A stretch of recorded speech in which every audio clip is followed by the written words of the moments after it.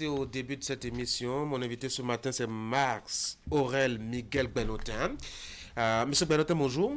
Bonjour, monsieur le Bienvenue journaliste. sur Actu Matin. Vous êtes acteur culturel et promoteur touristique. Avec vous, nous allons évoquer un peu la contribution de la société civile et le secteur privé à la mise en œuvre et à la réalisation de projections de développement touristique en vogue depuis 2016. Parce qu'il y a un nouveau cap, justement, depuis 2016 au Bénin. Merci d'être venu sur mon plateau ce matin. Vous êtes acteur culturel, comme je le disais, opérateur culturel et touristique aussi. Comment appréciez-vous un peu la politique actuelle de développement du tourisme au Bénin?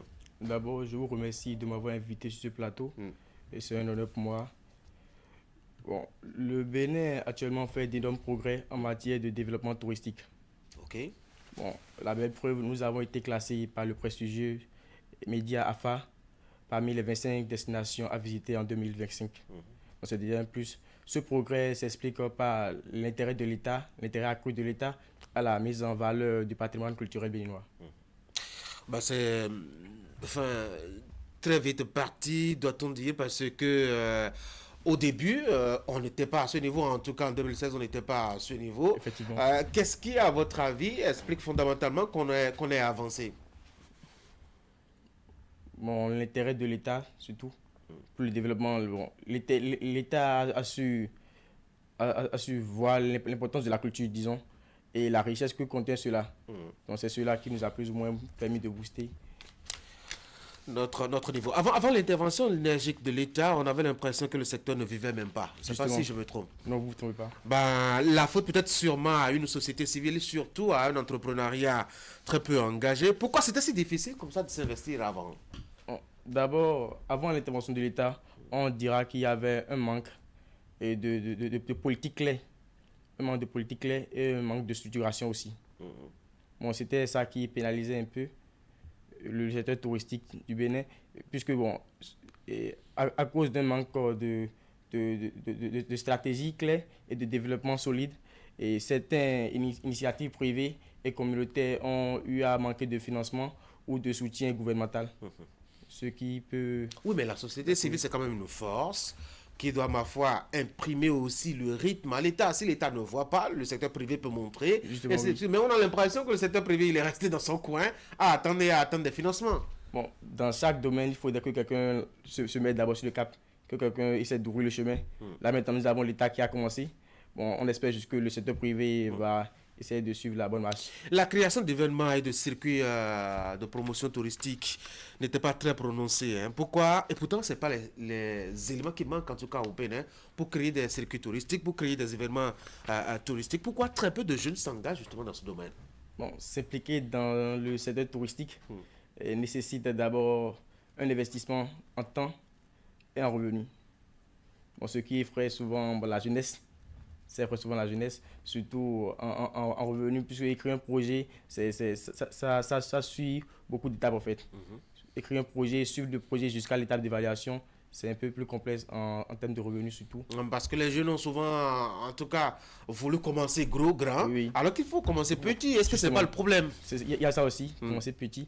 Par exemple, nous maintenant, bon, je suis promoteur de Touristou, qui est une structure qui fait dans l'organisation d'événements culturels et dans l'organisation de sorties touristiques.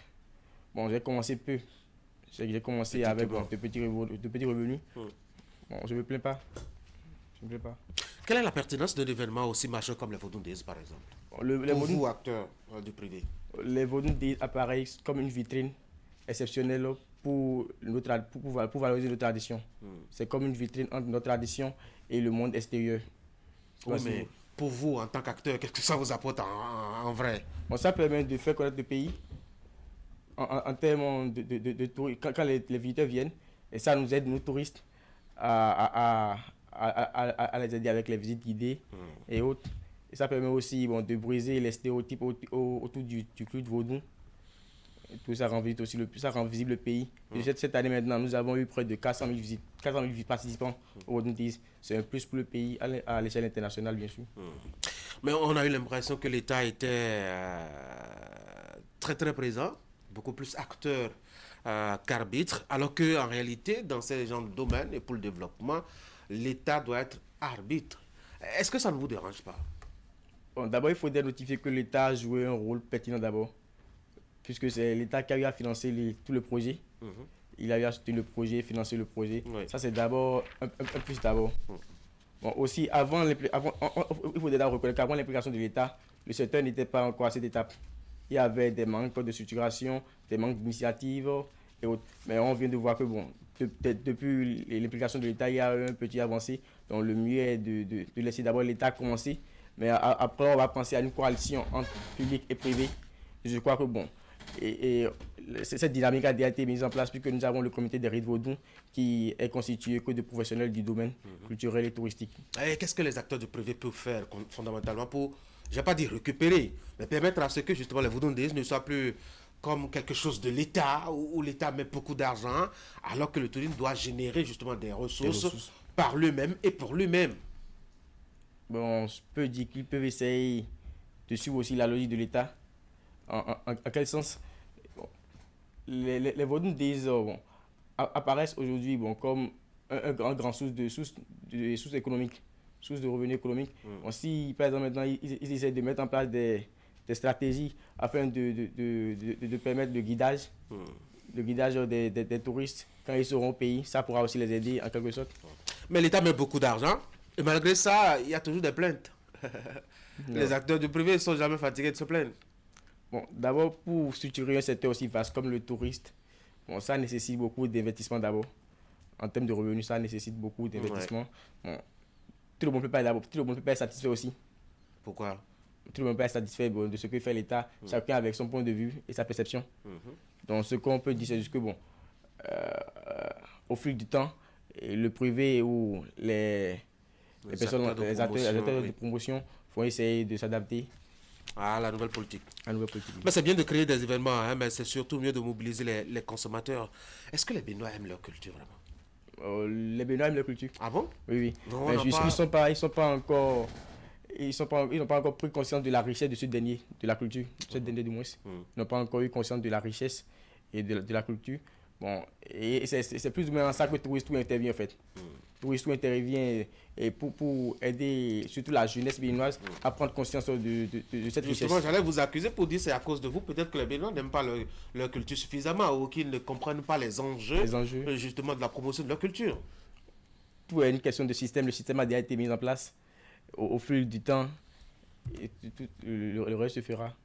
Quelle politique avez-vous à votre niveau, à vous, pour booster un peu l'intérêt du public pour la culture et le tourisme surtout? On n'a pas, en tout cas, l'habitude chez nous d'aller voir, d'aller regarder. Et donc, il faut forcément que quelque chose nous fasse bouger. Oui, justement.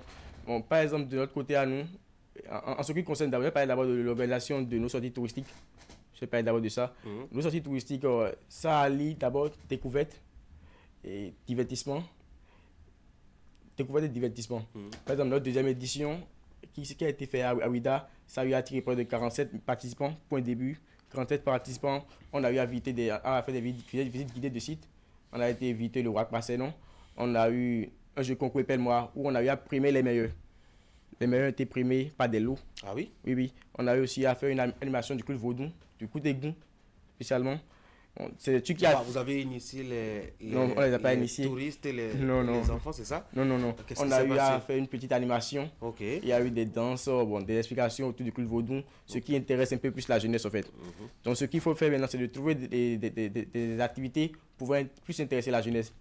Par exemple, notre troisième édition qui se prépare maintenant en mars, le 29 mars, nous comptons visiter la ville d'Abomey. Parmi les visiteurs, nous avons pensé à une animation qui se fera par la cour royale. Okay. Au palais du roi, de l'actuel roi de Béhanzin à Djimé. Donc c'est des trucs qui intéressent la jeunesse et ils vont... Moi j'ai l'impression que les acteurs et les promoteurs touristiques ne créent pas eux-mêmes, je dois dire, les circuits et les valeurs, alors qu'il y a des éléments, comme je l'ai dit, qui parsèment le Bénin. Quand on veut faire visiter le Bénin à des gens, soit on va à Ouida pour voir le temple de Python, ou bien la forêt sacrée de Passé, ou bien on va à Abomey voir les palais royaux, ou bien, je ne sais pas moi, qu'est-ce qu'il reste encore. Et ça s'arrête là. Il faut créer, il faut innover pour permettre à ce que les gens ne voient pas les mêmes choses. Non? Oui, justement. Bon, c'est dans cette rubrique... Une chose de visiter à Ouida, à visiter à Abomey, mais ce sont les activités qu'on y imprègne. Okay. On peut visiter, bon, vous pouvez visiter maintenant à Ouida, je peux aussi visiter Ouida, mais bon, ce ne sera pas de la même manière. cela dû à l'activité qu'ils vont mettre en jeu. Il suffit juste d'innover, d'apporter une touche personnelle. Par exemple, nous maintenant, par exemple, si on part maintenant dans une ville, on essaie de voir ce qui est l'activité qui est un peu en avant, original dans cette localité. Dans cette qualité. Par exemple, à Ouida, maintenant, nous avons le Kultegun. À Bobé, maintenant, nous avons les danses. C'est notre plus à nous, ce que nous on essaie d'apporter. Et aussi les jeux concours. De cette édition, maintenant, pour notre jeu, les jeux concours qu'on veut organiser, on veut premier les trois premiers. Le prix de la sortie à 10 000 francs. Le premier qui gagne le jeu. À faire de la pub. Le premier gagne d'abord le premier au jeu concours. C'est un jeu, on a dit plus ou moins génie en herbe. Ok. Génie en herbe. Et ça va porter sur quoi? Sur la géographie française? Culture. Ah d'accord, la culture béninoise. Alléluia. Parce qu'on a vu quand même des jeux s'organiser sur des réalités venues d'ailleurs. On nous apprend Napoléon Bonaparte et puis la Révolution française, etc. La bagarre à faire, c'est de réussir déjà à amener les gens à se décider à quitter chez eux. Mais il y a que les médias et les réseaux sociaux jouent un rôle difficile contre vous. D'ailleurs parce que les médias nous présentent quand même d'autres réalités, d'autres pays et qui sont plus intéressantes que les nôtres. C'est une guerre de communication. Comment est-ce que vous pensez que vous allez vous en sortir? D'abord, une chose est de suivre sur la télévision ou à travers notre téléphone portable. La réalité est de vivre ça. Quand on vit ça, c'est un peu plus intéressant. Bon, moi, sur ce point, je saurais quoi dire vraiment, mais la réalité, c'est le vécu. Si on un enfant, par exemple, je parie que c'est votre cas aussi. Un enfant à qui on va proposer entre visiter Ouida et visiter Washington, j'imagine que son choix est fait. Comme vous d'ailleurs, votre choix aussi est fait. D'abord, c'est une question de passion en fait. Ah oui? Quand tu aimes ta culture, tu ne peux que d'abord te plier à ça. Parce que tu ne vis que de ça en vrai. Alors, quel travail vous devrez faire à ce niveau justement pour faire changer de paradigme? D'abord, c'est une question de système. Bon, selon moi, mon souci en fait, c'est d'arriver à attirer l'attention de la jeunesse en fait. Puis bon, si la jeunesse s'intéresse plus ou moins à la culture béninoise, ils seront des ambassadeurs. Des ambassadeurs au développement du tourisme à l'échelle internationale. Donc ce qui a lieu de faire maintenant, c'est d'arriver à attirer l'attention de la jeunesse, aussi des gens, des petits-enfants. Puis aussi les petits-enfants arrivent à s'intéresser d'abord à la culture, ce qui fera que au fil des années, on aura plus de jeunes qui seront fiers de la culture et plus intéressés par ça. Comment entrevoyez-vous l'avenir du tourisme au Bénin? De nouveaux joueurs arrivent, des belles joueurs surtout arrivent. Gardez espoir. Je garde espoir. Mars, Aurel, Miguel Benotin, un mot pour finir. Bon, je veux dire d'abord merci. Et je vais aussi inciter la population béninoise à plus s'imprégner de sa culture et arriver à voir la pertinence de la culture et la richesse qui s'y trouve. Et j'invite tout le monde aussi à participer à Tourisme Tout. Je vais profiter pour laisser mon numéro car il y aura des on verra bien avec le numéro après. Merci d'être passé sur mon plateau, M. Benotin. Je rappelle que vous êtes acteur culturel et promoteur touristique. On a discuté avec vous de la contribution de la société civile et surtout du secteur privé à la promotion du tourisme au Bénin avec surtout cette nouvelle politique en vogue depuis 2016. Bonne journée. Merci beaucoup. À vous. Merci. Mesdames et messieurs, de la suite d'actu matin, vous aurez, faut-il rappeler, le magazine sur le pâturage des bêtes, notamment avec les bœufs. Nous allons faire le déplacement, notamment dans la commune d'Adjong, pour découvrir un peu comment ça se passe. Mais avant cela, on parlera santé avec Esther.